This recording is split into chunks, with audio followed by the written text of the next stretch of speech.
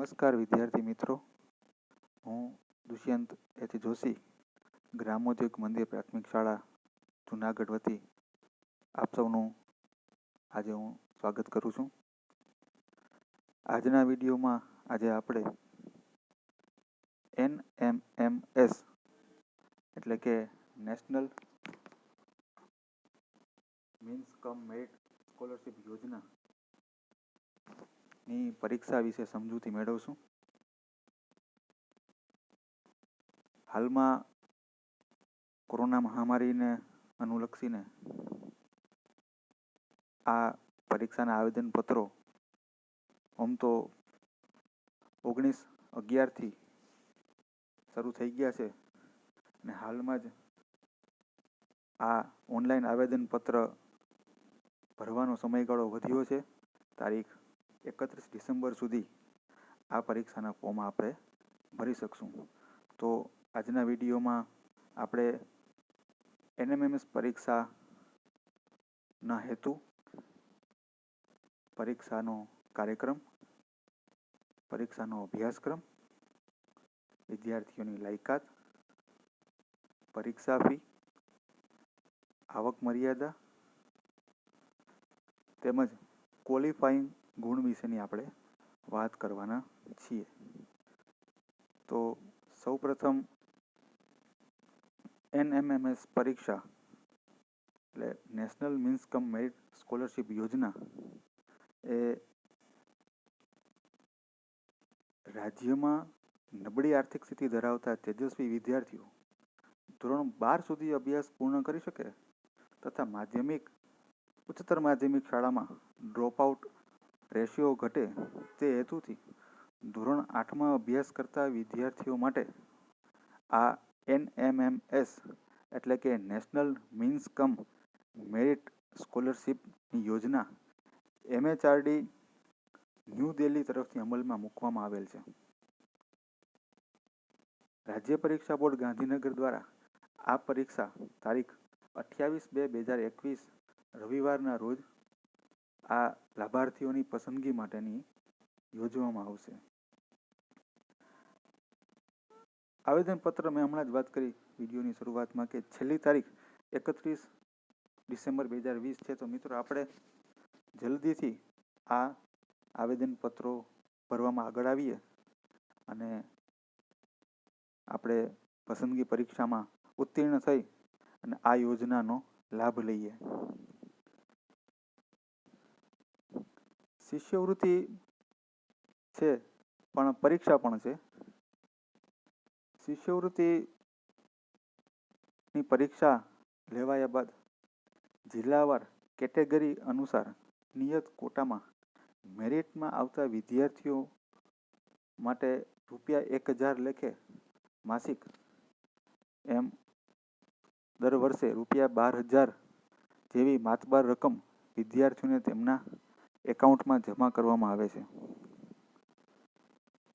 શિષ્યવૃત્તિની રકમ છે એ ચૂકવણી MHRDની ગાઈડલાઈન અનુસાર પાત્રતા ધરાવતા વિદ્યાર્થીઓને ભારત સરકારના માનવ સંસાધન અને વિકાસ મંત્રાલય ન્યૂ દિલ્હી દ્વારા થશે. સીધા જ બેંકના ખાતામાં વિદ્યાર્થીઓના આ NEFT દ્વારા જમા થશે. તો વિદ્યાર્થી મિત્રો, પહેલાં આપણે તો લાયકાત જોઈ લઈએ કે આમાં લાયકાત શું હોય છે. તો જે વિદ્યાર્થીઓ ચાલુ શૈક્ષણિક વર્ષની અંદર ધોરણ 8માં, જો સાંભળજો, સરકારી પ્રાથમિક શાળાઓ, લોકલ બોડી શાળાઓ જેમાં જિલ્લા પંચાયત, મહાનગરપાલિકા, નગરપાલિકાની શાળાઓ તથા ગ્રાન્ટેડ પ્રાથમિક શાળાઓમાં અભ્યાસ કરતા હોય તેવા જ વિદ્યાર્થીઓ આ NMMSની પરીક્ષા આપી શકશે. એટલે આપણે ખૂબ જ ભાગ્યશાળી છે મિત્રો કે આપણે સરકારી શાળામાં અભ્યાસ કરીએ છીએ અને આ આપણે પરીક્ષાનો લાભ લઈ શકીએ છીએ. સરકારની યોજના આપણને લાભ મળે છે.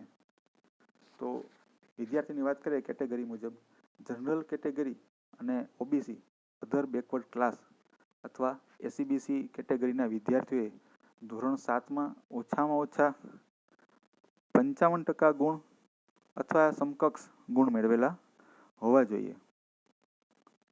એ લોકો જ આ NMMSની પરીક્ષા આપી શકશે. જ્યારે અનુસૂચિત જાતિ અને અનુસૂચિત જનજાતિ વિદ્યાર્થીઓએ ધોરણ 7માં ઓછામાં ઓછા 50% ગુણ કે સમકક્ષ ગ્રેડ મેળવેલો હોવો જોઈએ. તમામ કેટેગરીના વિદ્યાર્થીઓની વાલીની આવક અહીંયા અગત્યની છે મિત્રો. 1,50,000થી વધુ ન હોય તેવા જ વિદ્યાર્થીઓ પરીક્ષા આપી શકશે. જુઓ, મેં નોંધ્યું એ પ્રમાણે કે આ માત્ર ને માત્ર સરકારી શાળાઓમાં જ અભ્યાસ કરતા વિદ્યાર્થીઓ જ આ પરીક્ષા આપી શકશે, જ્યારે ખાનગી શાળા, જવાહર નવોદય વિદ્યાલય, કેન્દ્રીય વિદ્યાલય, આ કોઈ પણ સંસ્થા આ પરીક્ષાના આવેદનપત્ર ભરી શકશે નહીં. પરીક્ષા ફીની વાત કરીએ મિત્રો. પરીક્ષા ફી જનરલ કેટેગરી તથા ઓપીસી કેટેગરીના વિદ્યાર્થીઓ માટે 70 રૂપિયા રહેશે, જ્યારે પીએચ એટલે કે ફિઝિકલી હેન્ડીકેપ, એસસી તથા એસટી કેટેગરીના વિદ્યાર્થીઓ માટે પરીક્ષા ફી 50 રૂપિયા રહેશે. તેમનો સર્વિસ ચાર્જ અલગથી ચૂકવવામાં રહેશે. આ ફી કોઈપણ સંજોગોમાં પરત કરવામાં આવતી નથી, એટલે એક વખત ફી ભરાયા બાદ આપણે ફરીથી એને લઈ શકતા નથી. હવે પરીક્ષાની તારીખ આપણને ખબર જ છે, 28મી ફેબ્રુઆરીને રવિવાર છે. મોટે ભાગે કોમ્પિટિટિવ એક્ઝામ છે એ રવિવારે જ આવતી હોય છે. ઓનલાઈન અરજી કરી અને અરજીની પ્રિન્ટ, ફી ભર્યાની એટલે ચલણની નકલ, આવકનું પ્રમાણપત્ર, જાતિનું પ્રમાણપત્ર વગેરે ડોક્યુમેન્ટ્સ શાળા મારફત રાજ્ય પરીક્ષા બોર્ડને મોકલવામાં આવે છે, અને ત્યાંથી એપ્રૂવ કર્યા બાદ આપણે પરીક્ષામાં બેસવા માટે એલિજિબલ ગણાય છીએ. હવે આ પરીક્ષાનો અભ્યાસક્રમ જોઈ લે મિત્રો, કે આ પરીક્ષાની અંદર પ્રશ્નપત્રનો ઢાંચો એ નીચે મુજબ છે, જે 2 વિભાગમાં વહેંચાયેલો છે. કુલ 180 ગુણનું પ્રશ્નપત્ર હોય છે, જેના 2 ભાગ છે. પહેલો છે વિભાગ 1 MAT બૌદ્ધિક યોગ્યતા કસોટી, જેમાં 90 પ્રશ્નો હોય છે અને 90 ગુણ હોય છે, જેનો સમય હોય છે 90 મિનિટ. જેની અંદર શાબ્દિક અને અશાબ્દિક તાર્કિક ગણતરી હશે. પ્રશ્નોમાં સાદ્રશ્ય એટલે એનાલોજી, વર્ગીકરણ ક્લાસિફિકેશન, સંખ્યાત્મક શ્રેણી, ન્યુમેરિકલ સિરીઝ, પેટર્ન પરસેપ્શન, છુપાયેલી આકૃતિ, હિડન ફિગર વગેરેનો સમાવેશ થાય છે. જ્યારે બીજો વિભાગ છે એસએટી શૈક્ષણિક યોગ્યતા કસોટીના છે, જેમાં 90 પ્રશ્નો પૂછાય છે, 90 ગુણ છે, 90 મિનિટ છે. પણ આ 90 પ્રશ્નોની અંદર ધોરણ 7 અને ધોરણ 8ના ગણિત, વિજ્ઞાન અને સામાજિક વિજ્ઞાનના વિષયનો સમાવેશ થાય છે. ધોરણ 7નો સમગ્ર ગત વર્ષનો અભ્યાસક્રમ એમાં સામેલ છે, જ્યારે ધોરણ 8 માટે માત્ર પ્રથમ સત્રનો જ અભ્યાસક્રમ એમાં પૂછવામાં આવે છે. એટલે મિત્રો ખાસ એમાં થોડુંક ડિવાઇડેશન કરેલું છે કે ગણિતના 20 ગુણ હોય છે, વિજ્ઞાન અને ટેકનોલોજીના 35 ગુણ હોય છે, સામાજિક વિજ્ઞાનના 35 ગુણ હોય છે. આ કસોટી એક કુલ 180 મિનિટની અને 180 પ્રશ્નોની હોય છે. એટલે મિત્રો આપણે સૌ આ દરેક વિષયનું તલસ્પર્શી જ્ઞાન મેળવી અને પરીક્ષામાં ઉપસ્થિત થઈએ, એટલે હું નથી માનતો કે આપણને વધુમાં વધુ ગુણ મેળવવામાં કોઈ રોકી શકે. આગળ વાત કરીએ કે પાસ થવા માટે શું ક્વોલિફાઈંગ ગુણ શું છે.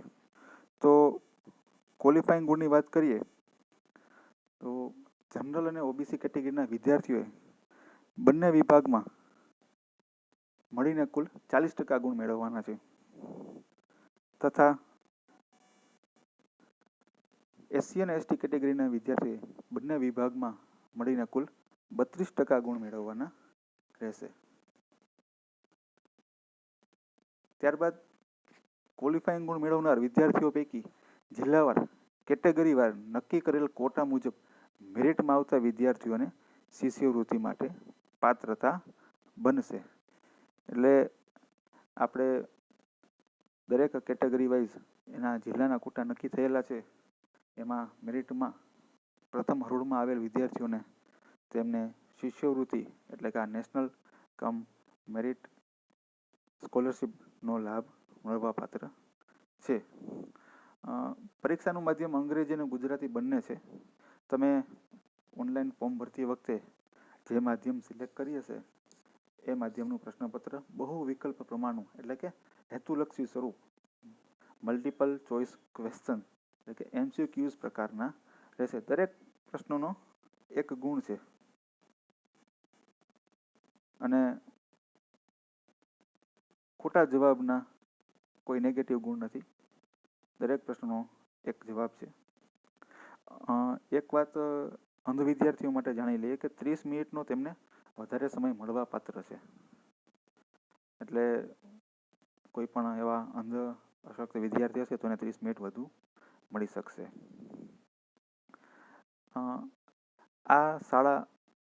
આ ફોર્મ છે એ ઓનલાઈન ભરવાની કામગીરી દરેક સરકારી પ્રાથમિક શાળામાં ઉપલબ્ધ છે. બસ આપ આપનો ફોટોગ્રાફ, સાઇન અને આવક મર્યાદાનું સર્ટિફિકેટ છે રજૂ કરશો એટલે શાળા દ્વારા તેમની વ્યવસ્થા કરવામાં આવેલ છે. આપ શાળાએ જ તેમનું આવેદનપત્ર છે એ ભરાઈ જશે. આપણે વિદ્યાર્થીના હિતને ધ્યાને લઈ દરેક વાલીઓને મારી નમ્ર વિનંતી છે કે આપ આપના બાળકોના આવેદનપત્ર છે ફોર્મ એ નજીકની સરકારી પ્રાથમિક શાળામાં જઈ અને આજે જ તમારા બાળકોનું ઓનલાઈન રજિસ્ટ્રેશન છે એ કરાવો અને આપણે જ આપણા બાળકોનું ભવિષ્ય છે ઉજ્જવળ બનાવીએ તેવી મારી નમ્ર વિનંતી છે.